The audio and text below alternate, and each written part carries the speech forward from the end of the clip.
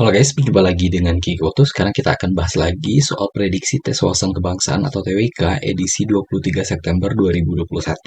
Seperti biasa, kita akan bahas sebanyak 19 buah soal yang sudah disesuaikan dengan FR atau kisi-kisi ujian yang sudah dilaksanakan di hari-hari sebelumnya. Di akhir video, saya juga akan menyediakan sebanyak 5 buah soal latihan atau PR untuk bisa teman-teman kerjakan. Kalau misalnya teman-teman udah tahu langsung jawabannya, bisa langsung komen aja di bawah. Tapi 5 soal PR itu akan saya bahas di video besok ya. Saya juga ingin video ini nggak terlalu panjang agar teman-teman nggak bosan juga. Jadi kalau misalnya ada pembahasan yang kurang maksimal atau teman-teman masih ada yang masih bingung, silahkan juga komen di kolom komentar di bawah. Dan bagi teman-teman yang baru bergabung di channel ini, silahkan klik tombol subscribe dan nyalakan tombol notifikasinya, karena saya akan upload video short sebanyak 2-5 video per hari, dan video long format seperti ini sebanyak 1 video untuk 1 hari atau 1 video untuk 2 hari. Nah sekarang langsung aja kita mulai pembahasan soal prediksi tes wawasan kebangsaan. Let's go! Nah ini 5 soal pertama ini adalah soal PR yang kemarin ya, jadi ini pembahasannya. Kita mulai dulu. Dalam berkehidupan berbangsa dan bernegara dibutuhkan pedoman khusus agar kehidupan menjadi benar dan terarah. Akibatnya manusia yang ada di dalamnya hidup maju dan sejahtera. Pedoman perilaku setia kepada bangsa dan negara dalam kehidupan sehari-hari oleh bangsa Indonesia adalah bla bla bla. Ini mungkin kalau misalnya kalian belum tahu tentang pedoman perilaku, mungkin akan kebalik-balik. Jawabannya antara UUD 45 yang A, bisa juga yang B gitu kan. Atau misalnya juga adat dan budaya. Nah, cuma yang paling penting, kalian ingat aja, kalau udah ngomong pedoman perilaku setia kepada bangsa dan negara, itu artinya itu adalah Pancasila, karena ini adalah sumber hukum yang tertinggi di negara ini. Jadi jawabannya B. Lanjut soal nomor 2.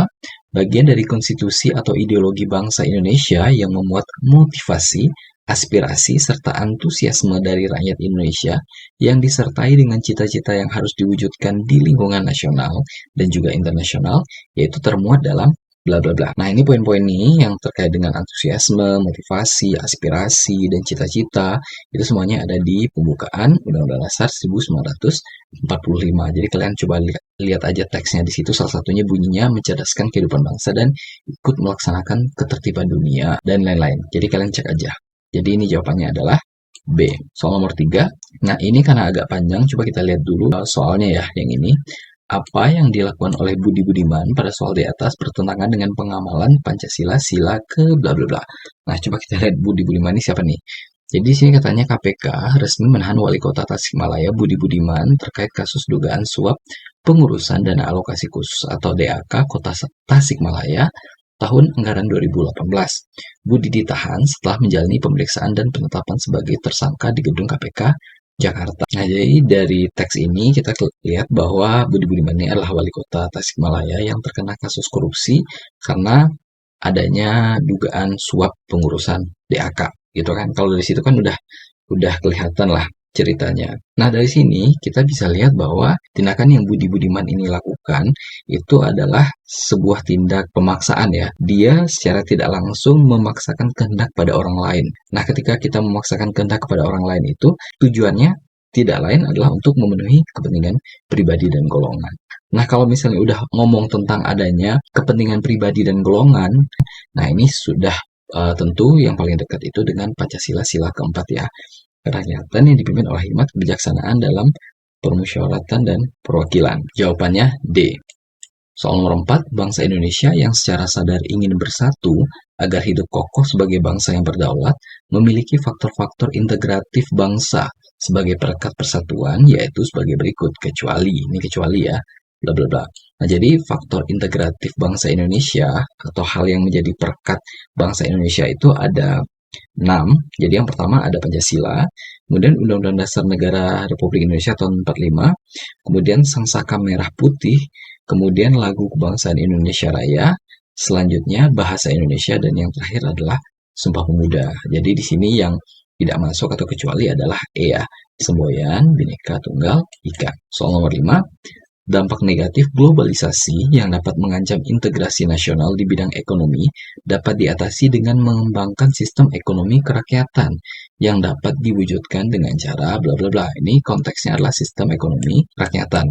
Nah, sistem ekonomi kerakyatan ini perwujudannya bisa dilakukan dengan beberapa hal. Ada 5 hal yang bisa dilakukan. Yang pertama adalah sistem ekonomi dikembangkan untuk memperkuat produksi domestik bagi pasar dalam negeri sehingga dapat memperkuat perekonomian. Kemudian pertanian dijadikan prioritas utama karena mayoritas penduduk Indonesia bermata pencarian sebagai petani. Industri-industri haruslah menggunakan bahan baku dalam negeri sehingga tidak bergantung pada impor luar negeri. Nah, yang ketiga adalah perekonomian berorientasi pada kesejahteraan rakyat. Artinya, segala sesuatu yang menguasai hajat hidup orang banyak harus terjangkau oleh daya beli masyarakat. Kemudian yang keempat, tidak bergantung kepada badan-badan multilateral seperti IMF, Bank Dunia, dan WTO. Nah, yang terakhir tentang sistem ekonomi kerakyatan, yaitu mempererat kerjasama dengan sesama negara berkembang untuk bersama-sama menghadapi kepentingan negara-negara maju. Nah, dari sini yang paling tepat udah pasti sesuai dengan penjelasan tadi, yang paling tepat adalah AD tidak bergantung pada badan-badan multilateral internasional. Soal nomor 6.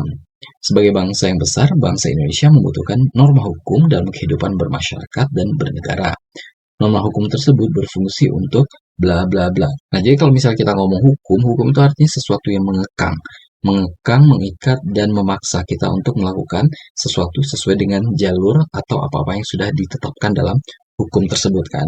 Nah, artinya ketika sudah ada sesuatu jalur atau sesuatu yang mengikat, sehingga norma hukum itu bisa dikatakan berfungsi sebagai pengatur atau mengatur pergaulan sesama manusia. Jadi ini jawabannya adalah B. Soal nomor 7. Dalam perjalanan bangsa Indonesia sebagai bangsa yang merdeka, Indonesia pernah memiliki Partai Komunis Indonesia yang akhirnya ditumpas habis dan tidak boleh lagi komunisme itu ada di Indonesia. Alasannya karena bla bla bla. Nah, kita tahu sendiri komunisme itu kan erat dengan tidak mengenal Tuhan kan. Jadi orang komunisme itu tidak mau unsur-unsur yang berbau dengan ketuhanan, agama itu mereka pengen itu dihilangkan semua dari bumi pertiwi ini. Dan itu sangat bertentangan dengan Pancasila sila pertama, yaitu ketuhanan yang Maha Esa. Sehingga komunisme ini karena dia bertentangan dengan sila pertama, maka alasannya itu adalah B, dasar komunisme adalah materialisme yang menyangkal adanya Tuhan. Soal nomor 8, Indonesia sempat mengalami pergantian dasar negara. Dari mulanya diusulkan oleh 3 tokoh bangsa, kemudian usulan dari Panitia 9, dan akhirnya menjadi Pancasila seperti saat ini. Rumusan soal dasar negara Indonesia yang merdeka, di mana hasil kerja dari Panitia 9 adalah bla bla bla.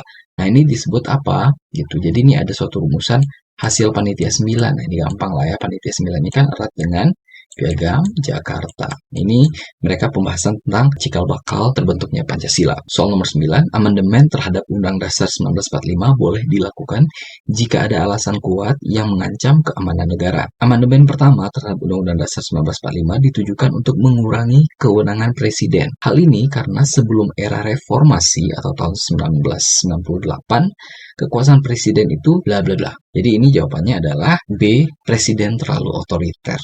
Soal nomor 10, bangsa Indonesia tidak pernah mengalami penjajahan secara bersama-sama yang dilakukan oleh beberapa negara. Namun penjajahan yang terjadi selalu bergantian dari satu negara ke negara lain. Jadi masuk mulut singa, terus masuk lagi ke mulut buaya. Penyerahan wilayah Indonesia dari pemerintah kolonial Belanda ke tangan pemerintah Jepang berlangsung melalui sebuah perundingan yang diadakan di daerah bla bla bla. Ini hafalan murni lah ya, ini kalian ingat aja. Jadi perundingan yang terjadi tentang penyerahan wilayah Indonesia ini, perundingan itu terjadi di daerah Kalijati ya. Jadi ini jawabannya adalah B. Soal nomor 11, pada masa Presiden Abdurrahman Wahid, ada salah satu kebijakannya yaitu menghapus 2 kementerian yang dianggap pangkal korupsi dan menyumbat kebebasan berpendapat. Kedua kementerian tersebut yaitu bla bla bla. Nah, ini 2 kementerian yang sekarang satunya udah hilang, satunya lagi udah sempat hilang tapi udah muncul lagi dengan nama yang sama gitu ya. Ini departemennya, departemen yang mana? Yaitu Departemen Sosial dan Departemen Penerangan. Jadi ini jawabannya adalah B. Soal nomor 12, sikap menghayati secara sungguh-sungguh dan menghormati perbedaan yang ada di Indonesia merupakan wujud pengamalan Pancasila, terutama sila ke. Nah, ini kan katanya menghormati perbedaan. Kalau perbedaan berarti kita pengen semuanya bersatu. Meskipun kita berbeda-beda, kita pengen kita nyatu menjadi satu negara Indonesia yang utuh. Itu artinya persatuan Indonesia. Jadi jawabannya adalah sila ketiga. Soal 13, seorang aparatur negara harus senantiasa berorientasi pada kepentingan rakyat dan wilayah tanah air secara utuh dan menyeluruh. Hal ini merupakan bentuk implementasi dari bla bla bla. Nah, ini Kalau kita ngomong tentang orientasi dari aparatur negara dalam hal pelayanan mereka terhadap rakyat dan tanah air ini, itu adalah implementasi dari wawasan Nusantara ya. Jadi dengan adanya wawasan Nusantara ini menjadi pola yang mendasari cara berpikir, bersikap, dan bertindak dalam rangka menghadapi berbagai masalah yang menyangkut kehidupan bermasyarakat, berbangsa, dan bernegara. Karenanya implementasi wawasan Nusantara ini mutlak dimiliki oleh setiap aparatur negara. Jadi jawabannya adalah B, wawasan Nusantara. Soal 14, pembentukan program Pacakarya pada masa demokrasi parlementer ditujukan untuk mempercepat pembangunan dan mewujudkan makna yang terkandung dalam Pancasila, yakni sila ke bla bla bla. Nah, ini kita harus tahu dulu sejarahnya tentang program Pancakarya ya.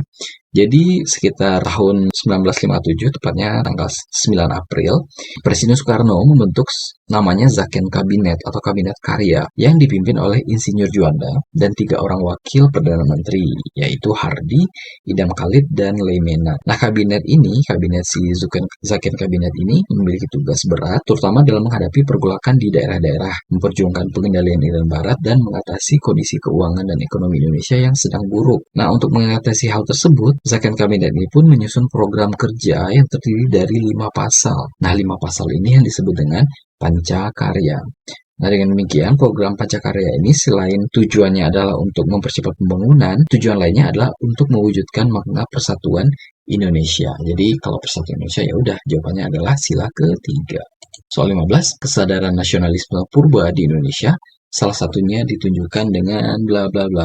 Nah, kalau ngomong nasionalisme purba, berarti ini zaman-zaman sebelum kemerdekaan ya. Jadi kesadaran nasionalisme purba ini muncul ketika terjadinya kolonialisme atau penjajahan di Nusantara yang ditandai dengan munculnya perang-perang yang bersifat lokal dari berbagai komunitas agama di daerah, seperti Perang Diponegoro yang terjadi di Jawa Tengah sekitar tahun 1825 sampai 1830. Kemudian ada Perang Padri di Sumatera Barat 1821 sampai 1838. Kemudian Perang Antasari di Banjarmasin tahun 1859 sampai 1862. Perang Aceh tahun 1873 sampai 1903 dan Jihad Cilegon tanggal 9 sampai 30 Juli 1888. Nah, jadi ini jawabannya yang paling benar itu adalah C ya, perang melawan kolonialisme di berbagai daerah. Soal 16, nah ini seperti biasa kalah panjang, kita lihat aja langsung pertanyaannya. Aksi pencurian ikan di perairan Indonesia sebagaimana teks di atas termasuk jenis ancaman bla bla bla. Nah, ini coba kita lihat dulu yang paling atas dikit deh. Kasus pencurian ikan di wilayah perairan Indonesia oleh kapal ikan atau nelayan dari negara lain membuat geram pemerintah Indonesia. Selain merugikan negara dan para nelayan lokal, pencuri ikan ini juga bisa menyebabkan kerusakan ekosistem laut karena dalam proses penangkapan ikan biasanya tidak sesuai prosedur dan merusak terumbu karang ataupun pencemaran perairan. Nah, jadi kita udah tergambar lah ini kasus pencuriannya seperti apa, yaitu mereka pakai peralatan yang nggak standar sehingga bisa merusak ekosistem biota laut yang ada di dalam.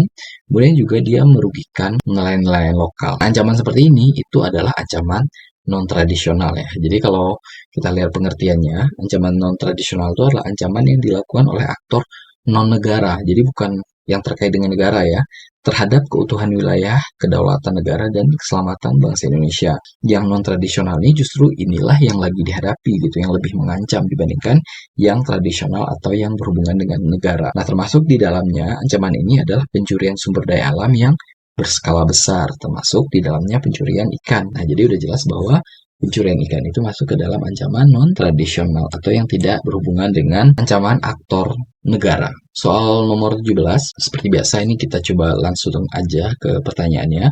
Apa yang dilakukan oleh Presiden SBY dalam kasus di atas merupakan salah satu bentuk integrasi bla bla bla. Kita terpaksa lihat apa yang dilakukan Presiden SBY. Menjadwalkan akan mengunjungi korban gempa di Aceh Tengah dan Benar Meriah. Presiden melakukan video conference dengan Komando Korem 011 Liliwangsa Kolonel If Hildiza, Sekretaris Utama Badan Nasional Penanggulangan Bencana Fahrul Hadi, Bupati Aceh Tengah Nasaruddin, dan Bupati Benar Meriah Ruslan Abdul Ghani. Presiden meminta Dandim Hildiza menginformasikan perkembangan penanganan korban gempa di Aceh Tengah dan Benar Meriah. Nah, tindakan yang dilakukan oleh Presiden SBY dengan melakukan berbagai koordinasi untuk bisa lebih dekat dengan masyarakat di bawahnya. Dalam hal ini, masyarakat yang terdampak bencana gempa di Aceh Tengah dan Benar Meriah ini adalah bentuk dari dinamika integrasi elit massa. Dari namanya sendiri udah ketahuan ya, elit dan massa. Elit itu berarti yang ada di pemerintahan, dan massa adalah masyarakat. Jadi, kalau kita baca pengertian dari integrasi elit massa ini adalah seorang pemimpin yang mendekati rakyatnya melalui berbagai kegiatan. Dan yang terbaru, dan kita juga semua udah sering mendengar, itu adalah belusukan ya. Nah, itu juga salah satu bentuk dari integrasi elit massa. Jadi, jawabannya adalah D. Soal nomor 18 ini tentang puisi ya, dan kita ditanyakan tentang citra. Jadi di sini ada pertanyaan citra. Citra yang menonjol pada bait pertama ya. Puisi tersebut adalah ini ya, bait pertama. Coba kita baca. Pertegas juga alat perahumu, muaranya sempit tempatmu lalu. Banyaklah di sana ikan dan hiu, menanti perahumu lalu dari situ. Nah, jadi citra itu sebenarnya apa yang menonjol atau indera apa yang menonjol digunakan untuk menyampaikan hal-hal yang ada di bait pertama itu. Jadi sini kan kelihatan muaranya sempit. Kita tahu itu sempit dari mana? Kita melihatnya kan. Kemudian juga di sana katanya ada banyak ikan dan hiu. Tahu dari mana? Penglihatan juga. Kita bisa lihat dengan mata dan kepala kita sendiri. Nah, jadi citra atau indera yang menonjol di situ adalah D. Penglihatan. Soal nomor 19 atau soal terakhir, ini ada suatu cuplikan, katanya gini, Hanggala rajin belajar bahasa isyarat untuk dapat berkomunikasi dengan para tunawicara. Kata yang mengalami perubahan makna, ameliorasi dalam kalimat tersebut adalah bla bla bla. Nah, sebelum menjawab ini, kalian juga harus tahu dulu ya ameliorasi itu apa. Jadi, ameliorasi itu adalah pergeseran makna ya dari sebuah kata yang tadinya kata-kata itu kasar, kemudian katanya berubah menjadi kata yang jauh lebih sopan gitu. Nah, dari sini yang paling terlihat adalah tunawicara ya. Kalau tunawicara itu kan dulunya waktu zaman masih kasarnya itu kan bisu kan. Sekarang kita nggak pakai bisu lagi, pakai kata yang lebih halus, namanya adalah tunawicara. Seperti juga misalnya kita ngomong dalam tanda kutip pelacur ya, itu sekarang berubah menjadi tunasusila seperti itu. Jadi ini jawabannya adalah E. Tunawicara. Nah, ini ada 15 soal yang teman-teman bisa kerjakan, bisa dikerjain sekarang ataupun bisa dijadiin PR. Kalau misalnya udah tahu jawabannya, langsung aja komen di kolom komentar. Dan 15 soal ini akan saya bahas jawabannya di video besok ya. Jadi sekarang teman-teman silahkan di screenshot aja soal-soalnya untuk bisa dikerjakan.